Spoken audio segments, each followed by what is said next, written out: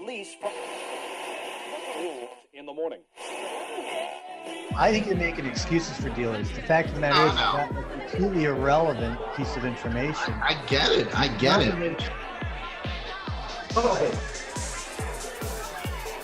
Yeah, sure. We back in 09 we scored big.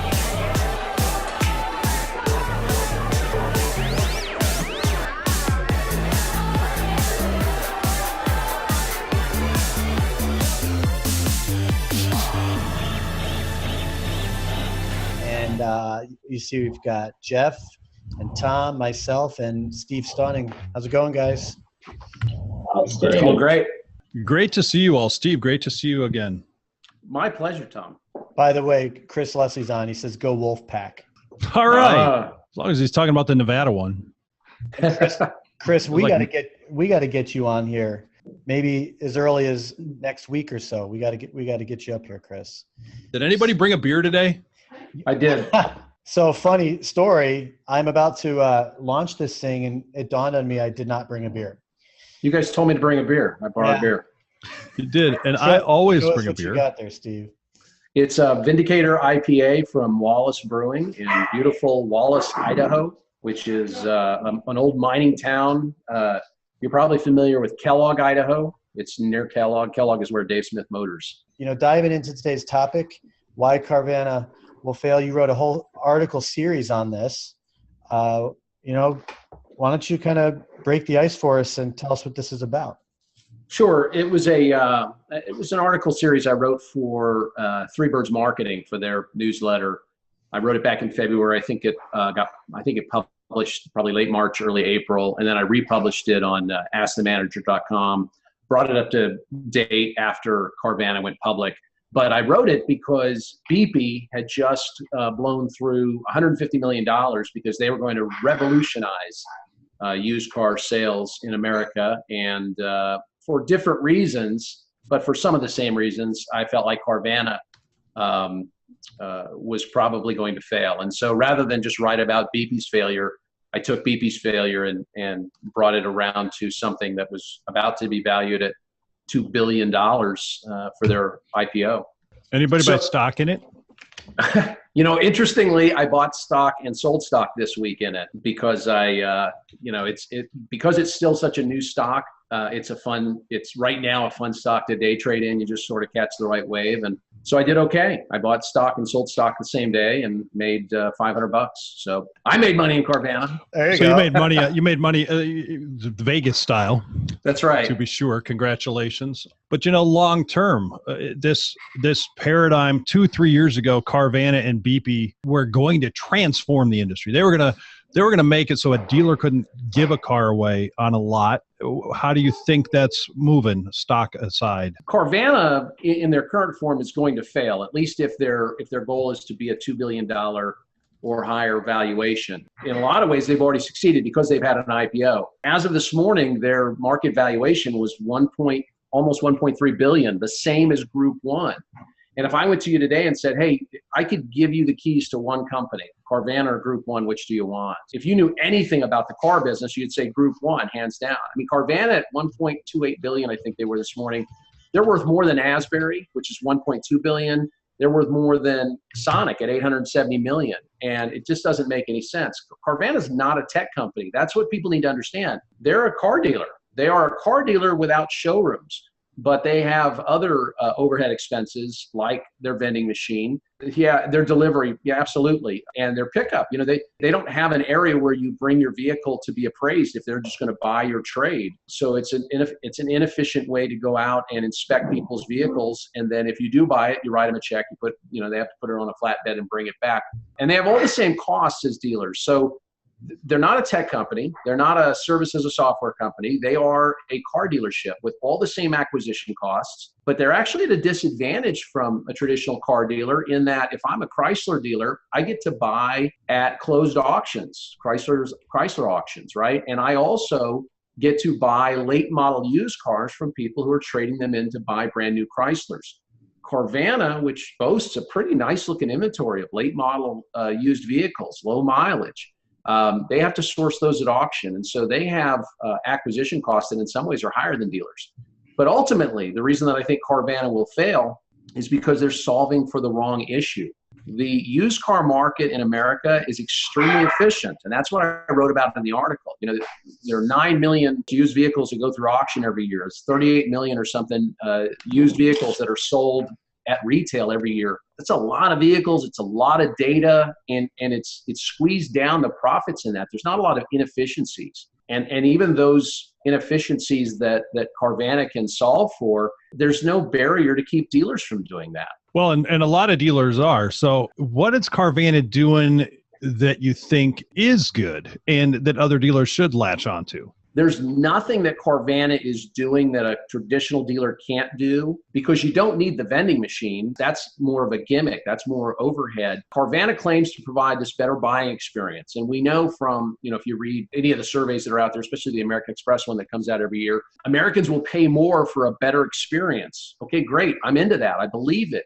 But how much more? And this is a used car we're talking about. It's not a Caribbean cruise. And so the idea that it's just the experience alone is not enough. People have hated buying cars for 100 years. And there have been sites like eBay where you could buy it without ever talking to a dealer, and Craigslist and all these others. And frankly, the transactions are still happening at the dealer level. I mean, we're coming off of basically record year after record year after record year, yet Americans have had all these chances to buy vehicles in other places, and they haven't, because one of the reasons is they do like to shop. Carvana doesn't give you that option. You can only shop online. But where dealers can learn from Carvana and mimic Carvana and be Carvana, they can do that today. One is they can sell cars 100% online, new or used. They have the exact same, the technology's out there. Companies like AutoFi can make it happen on your website today, and just as efficiently as Carvana can do it. Every state in the union, you still have to have a wet signature, so Carvana has to deliver it. There's nothing to stop a dealer from delivering it, but why would you want to? You bring them in for signature at your dealership. You can do the trade walk. The service walk, rather. You can set the first service appointment. You can do a very professional delivery with the vehicle. And so dealers are at an advantage from that standpoint, that they can start selling online today. They can also create a better offline buying experience. And then finally, they can tell the market, this is what we do, this is who we are, and this is what we do. We've got this online piece. You can go buy fully online in your pajamas at night. It takes, a day to get a commercial like that up. So there's nothing that Carvana is doing today that a dealer can't duplicate, frankly, in 24 hours if they really wanted to. Well, a dealer can duplicate, but I don't think they can do it in 24 hours. And I think that comes down to the operational standpoint of what most dealerships are conditioned and how we pay our commissioned salespeople. But dealers don't have to. Well, first off, when we look at commission, I worked with a dealership group recently that 60% of their deals are minis. My point is that Carvana is paying someone, okay? They're paying someone to make these things happen. If I sell a car fully online, or if I sell a car fully through a kiosk, I don't need a commissioned salesperson. We suspect they're paying somebody. What's Carvana's turnover? Do we know? No, we don't. What's their employee turnover? I don't know. I don't know what your point is, though. At least coming from a high-end dealership, a lot of consumers want to come in. They want to deal with the same person that they dealt with the first time. So make no mistake, the issues in retail automotive exist today because we can make money and still have those issues. If you remember 2007, 2008, 2009, 2010, during that downfall, dealers got really efficient and they got really good at things. And then as we started to grow, when the market grew 2011 through last year, we got really bad at things. Sales cures all ills, and that's what's happened to automotive retail. So as we plateau or worse right now, dealers will get really good. Quickly. Every time you turn around, there's a new company that's going to revolutionize car business. And frankly, none of it has come to pass. It was an article in 97 or 98 in New York Times that said that in 5 years, there won't be any car dealerships in America because everybody's going to buy their cars online just like they buy a book at Amazon. Sensationalist journalism. Yeah. And by the way, one thing about Amazon, and this goes to Carvana too. So people say Carvana is going to succeed. The people on Wall Street who don't even drive cars, they say Carvana is going to succeed because they're creating a better experience, just like Amazon did. Make no mistake, Amazon isn't who they are because of a better experience. There was no better experience with books than going to a local bookstore and sitting down and going through the shelves. getting a cup of coffee and getting in a comfortable chair and getting to read the first chapter for free, decide, yeah, this book's for me, and buying it. That was a great user experience. It was a terrific user experience. If we say it was about a better experience, it's not the case. Right. Because the better experience existed somewhere else. The logistics allowed them to sell books cheaper, and the fact that we weren't paying a sales tax for those things made it impossible for anybody to compete with them. I've used my iPhone in Walmart and bought from Amazon or Jet because it was got that shirt. You know it, because it could be delivered tax-free. And so even though they had the same price as Walmart, I could skip Walmart, paying the sales tax at Walmart, and get it online. Anyway, back to Carvana. It's not necessarily about the better experience. People have had a lousy experience. According to the Auto Trader's study, 1 in 235 people enjoy the car buying experience. That hasn't changed over the years yet. But as I wrote in the article, T-Rex doesn't want to be fed. He wants to hunt. People still want to shop. It's not enough that I get a 7-day test own with Carvana, right? They're going to bring it to my house and I can own it for 7 days. And if I don't like it, they'll come back and pick it back up again. I didn't get to compare it side by side with something else. I had to do all of that online. So unless they can truly undercut the price like Amazon did, there's no way that they can succeed. And the fact of the matter is they're trying to undercut the price in an extremely efficient market. NADA says that the average dealer takes $132 per used car to the bottom line. That's their used car net profit per unit. I don't think $132 per used car gets you to a $2 billion valuation, which is where Carvana expected to be by now. So, and on that point, I think we know as an industry that the percentage of people that buy strictly on price is low. I think it's like 12% of car buyers buy on price alone, which means if price is their value prop, that's their market cap. But as you've pointed out, people will pay more for that dealership experience because it's worth it and it's built into that, and there's more market for that. Let's look at the two top, what I would consider, and you guys can disagree, the two top online sellers right now in America, used cars is Texas Direct Auto, and new cars is Dave Smith Motors. And both of those top online sellers maintain huge showrooms, huge lots, and people still come to them and shop and look and kick the tires and smell and do all of those things. So there is a percent that'll buy truly online, completely, absolutely. And people like Rick Reichert, who are ahead of the game, Reichert Ford has AutoFi on their site. They're selling cars online right now. He says, it's about 5% today that wants to buy online, but it's going to grow.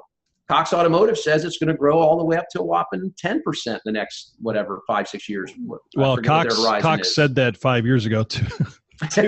too, as they came out with more and more programs to advertise online. You can order an iPhone right now on Amazon and have it by 8 o'clock tonight.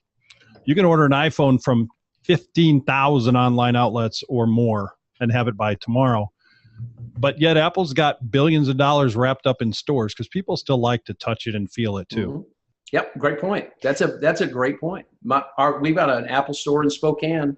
That's the closest big town to Coeur d'Alene, Idaho. And it's jammed. It's full every day you go there. Hey, just a couple comments coming in from the audience. Chris, I'm going to read your comment. He's saying, discounting Carvana as a fart in the wind is the same as Jobs saying Dropbox was a feature and not a business.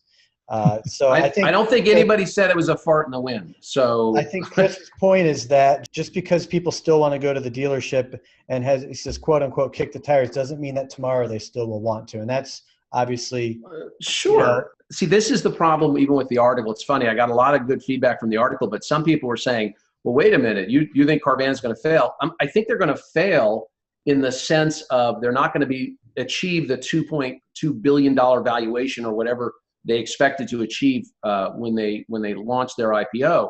They're burning through cash. They have zero profit. All of their growth is debt fueled. They don't have what a traditional dealer has. For example, market name recognition. They have to go into a new market and they have to buy that name recognition, whereas a traditional dealer already has that from 100 years of advertising. They don't have fixed operations. Traditional dealers are making money today. They have profit. Traditional dealers own real estate, so that, Carvana has to go in and buy that space today or lease that space. Again, traditional dealers, a lot of these guys their grandfather bought that land, and so they're not servicing any debt for that real estate. And finally, traditional dealers, even though they have the sales commissions, that's a variable pay plan. And so that's why traditional dealers can take a market downturn. There are ways Carvana will succeed. Now, if it's a $2 billion valuation, if that's what success is to them, they're a long way off as we enter into a very soft used car market. If it's going public and cashing out, if that's what they call success, they've already reached it. But if it's creating a sustainable business that's going to throw off some cash to investors, then they need to look at adding fixed operations, or they need to be acquired by, say, a Pet Boys. Don't make no mistake. I don't think Carvana is going to be BP. Carvana was started by car guys. BP was started by tech guys. BP lost $150 million because of their lavish spending and because of they were peer-to-peer. So they would go pick up somebody's car and go sell it to somebody else. And if they didn't want to buy it, they had to go take it back to that person. It was a completely inefficient model. It was never going to succeed. And they tried to grow too quickly. The things that ailed BP are not the same as Carvana, but both of them are trying to solve something that just doesn't exist. And that is there's not great inefficiency in the used car market. It's simply not. And there never has been this tremendous inefficiency. Hey, Steve, I've been trying to ask you here, how many locations are there? How many locations does Carvana have? How many vending machines? I don't know. A few. 25. I don't know. Us as dealerships, we should just all be patting ourselves on our back, right? Well, Rick on Facebook chiming in here says Carvana's been there, is 3 miles away from his main store down in Nashville, been there 3 years, posed zero threat to their business. I believe it. Well, you don't need the vending machines if you're gonna be this national seller. I know what the vending machines are. They're a really expensive billboard. I mean, that's what they are. They get free press when they open up a new vending machine. They're even if they're just hinted opening one. Yeah, but you can't test drive the car that's in the vending machine. Like you can't. You can't. No. I mean, so you have to buy it. You can't. Ever. You can't test drive anything. Dealership and purchase a car. I want to test drive that damn car. In fact, you can't test drive anything. You can test own with them for 7 days and send it back. But even that, I mean, I've got dealer clients now who have a 7-day return policy, 7-day guaranteed vehicle exchange policy. And the problem with dealers a lot of times is that they're not telling their market that we're doing this. They're not telling their market you can buy online in your pajamas, or they're not telling the market that we have this, we teach the perfect appointment, for example. Dealers are inefficient with their paperwork still. I just bought a car 2 days ago, and be there at 4. I said, I want the paperwork ready. The finance guy hadn't even looked at it yet. And buying a co-buyer on a car with a friend, and there were some credit issues that should have been noticed hours before. There are several e-commerce platforms that have come out where you can do the paperwork online, and we should have that. I mean, if you're a dealer group, I think you should have an e-commerce platform to do a secure platform to do the paperwork. For everybody's sake, you can pay your finance guy, have a finance clerk to do half of that instead of a $250,000 finance manager maybe. But that efficiency, now, I had somebody complaining a while back about how long it took. I'm like, last time I bought a house, it took them 3 weeks to do the same paper. In the car business defense, we do pretty well with 18 or 25 forms, but it should be more efficient. And I think that's one of the things, because you've been able to buy these cars forever from CarMax and have it delivered anywhere. AutoNation's on their 3rd digital-only platform, as far as my can tell, in tens of millions. Carvana's made it unique, like a purple cow. God, I hope they make it. Like I hope Tesla makes it. Like you said, hitting $1 billion, God bless them. But every manufacturer right now is shooting for market gains that they're not going to get. So, a couple people chiming in here, folks. Thanks for your input on this. We have one listener stating that what's really going to happen is the players out there, the dealers out there, are going to basically adapt or adopt some of the ideas that Carvana is introducing and make them part of their own. One question coming here is, how would it change Carvana if they had fully online finance capability like Rocket Mortgage, as well as small retail footprints in each city instead of a vending machine? They can do fully online. And dealers can do that too. There are a few out there. AutoFi is my favorite. I always talk about them. The fully online part's the easy part. The retail footprint, this is the part that really kind of threw me about their business model, is at some point, Texas Auto Direct realized they had to have a showroom where people could just show up without an appointment and without having to have transacted something. And that's where I think Carvana is going to go next. They have to. They have to have small showrooms. And I think they could really succeed by having large enough inventories and talking about how you can come test drive everything. CarMax tried that a while ago and didn't really do a good enough job of getting that message out there. But, why go to 10 different dealers when you really want to test drive 10 different cars? We've got them here. So you can test drive, the Audi A4, the Honda Accord, the C-Class Mercedes. Come here and do that. Fall in love with a car, and we actually want to respect our audience. We appreciate everybody being here. We're definitely going to wind this up. And Steve, though, what are like 2 or 3 things that a dealer, we touched on them earlier, but that a dealer who's sitting here watching this right now, whether you're a salesperson or manager, should write down and try to move in this direction tomorrow? So number one is offer the online sale, even if it's a tiny percent, because there's no cost barrier to entry. You don't have to go out and do some technology pieces. People can do it for you. Go to Reichert Ford, look at what they're doing with AutoFi. Find other sources for that. Look what Asbury's doing. Nobody has to do what AutoNation did and blow through millions of dollars trying to develop your own technology. So do the online piece now and advertise it, because most of your sales are going to be what we call hybrid sales. People are going to start online and they're going to need to finish in the store. That's number one, because there's no real barrier to that. I mean, the only barrier is going to be how quickly a vendor can get you set up on that. And I've got a video series on that you can see what you need to look for in that. It's all free at stevestauning.com. But the second piece is create a great buying experience in your store. There's no reason for that paperwork to not have been ready for you, but nobody cares, and we've got to start caring, because people aren't loyal anymore, and it's costing us more and more to get people back into the store. So create a great buying experience in the store, add a tablet or kiosk, whatever. Make sure you're doing things like the perfect appointment that we teach at stevestauning.com. Again, 100% free. I'm not trying to sell you anything, but make it a great experience. And it's a great experience, by the way. You're doing the perfect appointment when someone leaves F&I and we just took their head off, and we made a ton of money on the front, ton of money on the back, and they leave F&I and they look for the first manager they can find. And they walk up to him or her and they put their hand out and they shake their hand and say, "This is the best car buying experience I've ever had. The absolute best." See, where Texas Direct and where Dave Smith Motors and where Carvana have advantages is they have processes. They have processes that you can't do A until you've done, you can't do B until you've done A. And this is the order that we do things. And if you don't like that, you can go work somewhere else. It's like the Patriots. I love to hate them, but damn, they block and tackle and throw the ball and catch it. And then everything else is gravy. Anything else on Carvana as we finish up here? No, I mean, I think there are a lot of opportunities for Carvana to make a dent. In their current form, it's just not going to be that big of a dent where we even are talking about them, 2 years from now. I salute them for jumping out there, though, and jumping off the cliff and doing something new and pushing the industry, because they have pushed the industry. There is absolutely no doubt. I think more than Tesla.